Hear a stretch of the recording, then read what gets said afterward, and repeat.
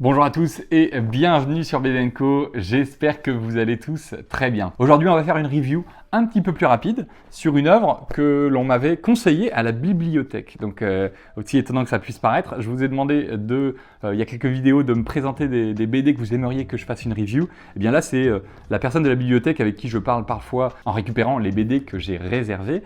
Et donc je lui ai parlé un petit peu rapidement de ce que j'en faisais, qui m'a dit « Ah, il faut absolument que vous lisiez Le vol du corbeau de Gibra », et qui est donc en 2 tomes, c'est aux éditions Air Libre, et pour le coup c'est sorti en 2002 et 2005. C'est une BD qui est assez intéressante à lire, qui a beaucoup de points positifs et beaucoup de points, personnellement je trouve en tout cas, négatifs. Désolé aux bibliothécaires s'ils passent par là, j'ai beaucoup aimé, mais il y a aussi beaucoup de choses que j'ai moins aimées et où je suis, en tout cas moi je trouve pas que c'est un gros coup de cœur, mais je trouve ça quand même intéressant de vous en parler aujourd'hui. Pour l'histoire, on va suivre l'histoire surtout de Jeanne, cette jeune française résistante pendant la Seconde Guerre mondiale, et de son acolyte François, un Français aussi, qui est pour le coup un voleur, et on va les retrouver parce qu'en fait ils vont tous les deux être emprisonnés en même temps. La première parce qu'elle a été dénoncée par quelqu'un d'anonyme, et donc elle file en prison parce que chez elle on a retrouvé des fusils et des grenades. Et la deuxième, François, parce qu'il s'est fait pincer à voler chez quelqu'un. Ils vont, suite à un bombardement, devoir fuir la prison, enfin réussir à fuir la prison par les toits de Paris. C'est assez intéressant, une scène sur les toits de Paris. Et ils vont ensuite essayer en tout cas de fuir, de s'enfuir, de survivre, puisqu'ils sont bien sûr recherchés. C'est la toute fin de la guerre, les Anglais, les Américains, les Canadiens, etc. ont tous débarqué en France, en Normandie, et donc c'est un petit peu la débandade. On fait bien sûr la chasse toujours aux résistants et aux personnes comme ça, et donc ils sont obligés de fuir. Ils vont rejoindre la péniche d'un couple d'amis de François, et ils vont ensuite faire tout un trajet jusqu'à pouvoir s'en sortir, ou non d'ailleurs. Je n'irai pas plus loin pour ne pas spoiler plus l'histoire, mais on va dire que l'histoire principale, ça reste ça, ça reste cette fuite, cette épopée au travers de la France. Enfin, on va rester pas très loin de Paris, parce qu'une péniche, ça va pas très loin, ça avance, on va dire, doucement, et donc on va suivre ce périple de Paris, sur les toits de Paris, caché dans la péniche à Paris, et puis fuyant Paris, et aussi parce qu'ils ont été missionnés par les Allemands pour transporter des biens dans un canal, et donc ils vont devoir le faire. Et donc bref, c'est toute cette histoire que l'on va suivre. Pour l'histoire, j'ai trouvé ça dans l'ensemble assez intéressante, mais je trouve qu'il y a beaucoup quand même de longueur, parfois un petit peu inutile. À des moments, on essaye de nous amener des petites péripéties, des petits rebondissements qui sont assez intéressants. Je pense notamment à l'histoire de Michel, cet ex-petit copain de Jeanne, qui va se retrouver dans nos têtes, passer de son ex-petit copain qui est aussi un résistant, à potentiellement un collabo qui lui a balancé Jeanne, à potentiellement de nouveau un résistant qui s'est fait avoir lui aussi. Enfin voilà, ça c'est assez intéressant, j'ai beaucoup aimé, mais par contre j'ai trouvé qu'il y avait certaines scènes qui étaient quand même vraiment très longues, même si c'est pour mettre en place l'histoire, etc. Par exemple la scène sur les toits, j'en parlais tout à l'heure, qui dure je crois quasiment une quinzaine de pages. Je trouve que c'est très long, et pourtant ça passe juste une après-midi, une nuit et un matin, donc c'est pas non plus énorme, et pourtant c'est quasiment genre 15-20 pages, cette histoire sur les toits. Ça nous apprend un petit peu plus sur l'histoire, sur les personnages, etc. Mais je trouve que c'est un petit peu gros, c'est un petit peu long, et j'ai été un petit peu déçu par ça.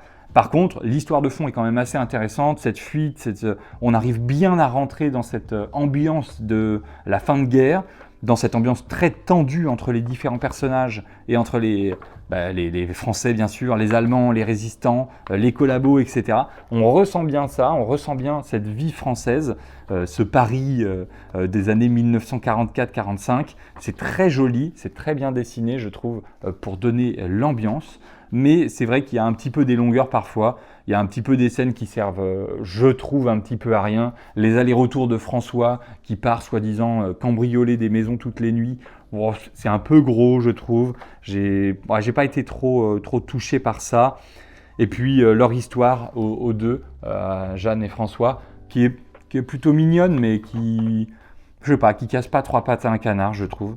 Moi, j'étais un petit peu déçu par tout ça. Bref, l'histoire est quand même intéressante sur le fond, mais je trouve que quand on regarde un petit peu plus au niveau micro, à chaque petit morceau d'histoire, c'est un peu moins bon.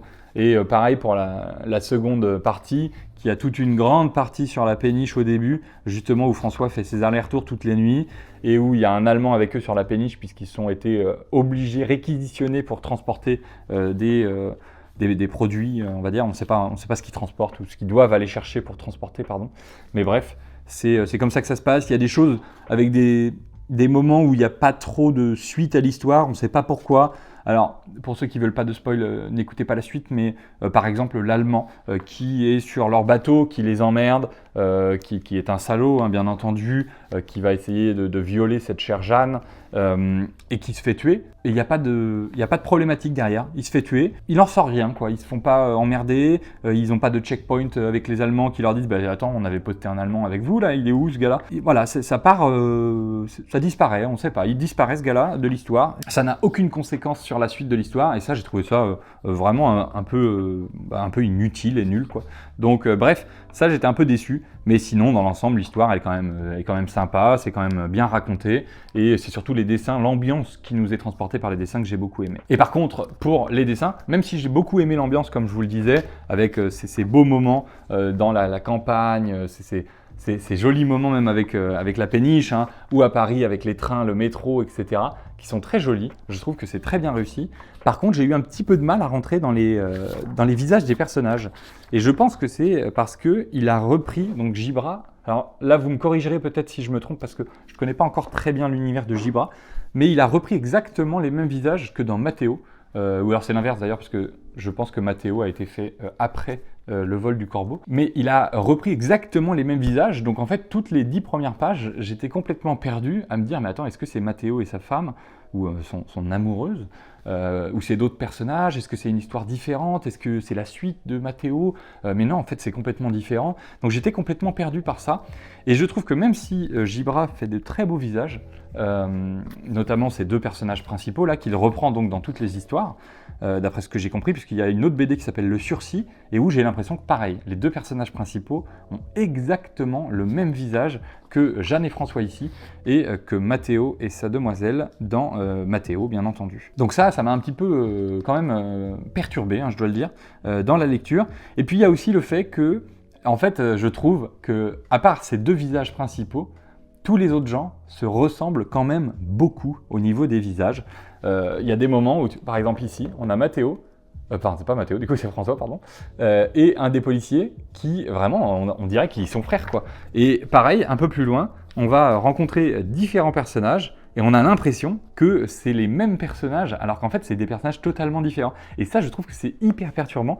Par exemple, le commissaire, donc on va retrouver ici, avec cet habit, on va dire, marron ocre, et qui va être, pour moi en tout cas, quasiment la réplique d'un personnage qu'ils vont croiser un petit peu plus tard, où on le voit ici. Donc c'est quelqu'un, ils sont sur les toits, ils voient quelqu'un dans son appartement, ils vont vouloir rentrer chez lui. Et donc, si vous regardez bien, moi je trouve que c'est le même personnage. Il a repris la même tête. Donc en fait, au début, je pensais qu'ils allaient descendre chez le commissaire. Donc j'étais complètement perdu. Je me suis dit, pourquoi ils veulent descendre dans le toit? Ils ont reconnu le commissaire, forcément. Même moi, je l'ai reconnu alors que je suis en train de lire la BD. Mais en fait, c'est pas le même. C'est juste que le dessin se ressemble. Et il y a plein de moments où il y a des types qui ressemblent à François. Les personnages, du coup, changent un petit peu de tête, je trouve. En tout cas, c'est personnel, hein, mais je trouve. Par exemple, entre ici, le jeune garçon, qui d'ailleurs n'est déjà plus vraiment le même ici, et ici, c'est le même jeune garçon. Hein. Ben, il n'a pas le même visage. Et ça, je trouve que c'est un peu perturbant, quoi, parce que heureusement, il y a les habits qui sont bien réussis, et donc on reconnaît plus à l'habit qu'au personnage, mais je trouve que les têtes des personnages sont trop changeantes, malheureusement. C'est pareil pour ses potes. Hein. Son pote, des fois, il ressemble à François, des fois, il est complètement différent, des fois, il est beaucoup plus gros que d'autres. C'est très étonnant, en tout cas, ça m'a un peu gêné, ça m'a un petit peu gêné dans ma lecture. Mais bon, dans tous les cas, ça reste une bonne BD. Les deux personnages principaux sont très bien représentés, on les reconnaît quand même souvent, mais je trouve que pour le reste, parfois j'ai un petit peu de mal à redécouvrir. Mais par contre, son trait est magnifique, c'est un trait qui est très fin avec beaucoup de détails. Alors, sur les visages, moi j'ai eu plus de mal, mais sur le reste, sur Paris notamment, je trouve que c'est vraiment magnifique sur les différentes scènes. Voilà, quand je vous reparlais des visages, encore ici, on a le visage qui ressemble à François, pour le coup, qui est juste là, François. Et ici, on a encore un visage différent. De profil, on a de nouveau l'impression que c'est François. Enfin bref, moi j'ai été vraiment déçu par ça. Mais par contre, comme je le disais, Paris, c'est très joli. C'est très très réussi. Tous les petits bistrots, cette balade en vélo magnifique. Où on voit ces personnages qui se déplacent dans Paris. C'est très très beau. Mais pour le reste, j'étais un petit peu déçu. Voilà. Donc bref. C'est une présentation qui était censée être rapide, qui va durer finalement quand même environ 10 minutes. C'est une bonne BD, ça se lit, mais personnellement je ne l'aurais pas acheté pour moi. Mais je vous conseille quand même d'aller la trouver en bibliothèque ou en brocante. C'est une bonne BD quand même, c'est quand même très joli, hein, le dessin, le trait est vraiment très beau, très fin, avec beaucoup de couleurs, la mise en couleur est magnifique. Et puis l'histoire est quand même bonne, même si pour moi il y a quand même quelques points un peu moyens de l'histoire, mais peut-être que je suis trop exigeant et peut-être que je suis un petit peu un chieur au niveau de l'histoire, qui aime bien quand même quand ça fonctionne bien. Bref, comme d'habitude, je vous demanderai de me dire en commentaire si vous appréciez Gibra, si vous appréciez ces différentes œuvres, et puis bien entendu si vous avez apprécié ça, si vous êtes d'accord avec moi ou pas du tout d'accord, c'est possible aussi. N'hésitez pas à vous abonner si vous ne l'êtes toujours pas, à activer la cloche pour les notifications, à partager la vidéo, mettre un like si vous avez apprécié. Encore merci d'être tous là avec moi et de partager ce bon moment que je vis à vos côtés et dans l'espace des commentaires. C'était BD & Co, je vous dis à la semaine prochaine, bye.